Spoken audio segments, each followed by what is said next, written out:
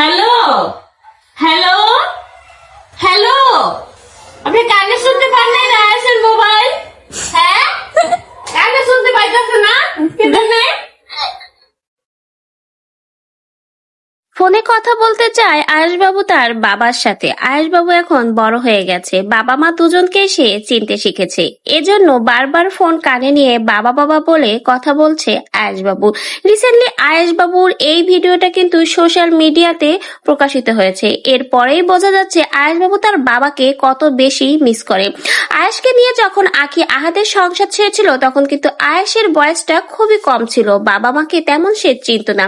কিন্তু অল্প দিনের মধ্যে কিন্তু আয়েশবাবুর 1 বছর পূর্ণ হতে যাচ্ছে। এখন সে আগের থেকে অনেকটাই বড় হয়েছে, বাবা মা দুজনকেই চিনে বাবা মা দুজনেরই ভালোবাসা। সবসময় মাকে কাছে পেলেও কাছে পায় না আয়েশবাবু তার বাবাকে, এজন্য বাবার অভাব শূন্যতা তার ভিতরেই রয়ে যায়।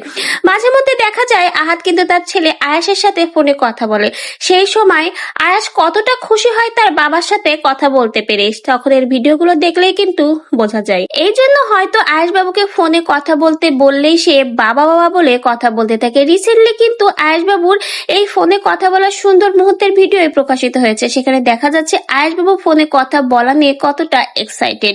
আগে হয়তো আয়েশবাবু এটা বুঝতো না, কিন্তু সময়ের সাথে সাথে আয়েশবাবু বড় হয়ে যাচ্ছে, সেই সাথে এই বুঝগুলো কিন্তু তার ভেতরে হচ্ছে।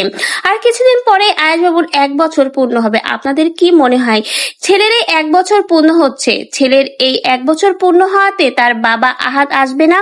মান অভিমানের পাল্লা চুকিয়ে ছেলের মুখের দিকে তাকিয়ে কি আবারও তারা এক হতে পারে না? সন্তানের জন্য তো বাবা মা সবকিছুই বিসর্জন দিতে পারে, সবকিছুই করতে পারে, সেই হিসেবে কি মান অভিমান এক সাইডে রেখে আহাদ আয়াসের এই জন্মদিনে তার ছেলেকে দেখতে আসবে না? যেখানে মেয়ে আলিশার জন্মদিনে কিন্তু তিশা এবং আহাদ অনেক ধুমধাম করে জন্মদিনের অনুষ্ঠান পালন করেছিল, তখনও কিন্তু আলিশার প্রথম 1 বছরের জন্মদিন ছিল। এখন আয়াসের 1 বছর পূর্ণ হচ্ছে, তাহলে কি বাবা হিসেবে ছেলের সাথে দেখা করতে আসবে না সেই জন্মদিনে? না এখনো তাদের ভিতরে দূরত্ব মান অভিমান রয়ে যাবে?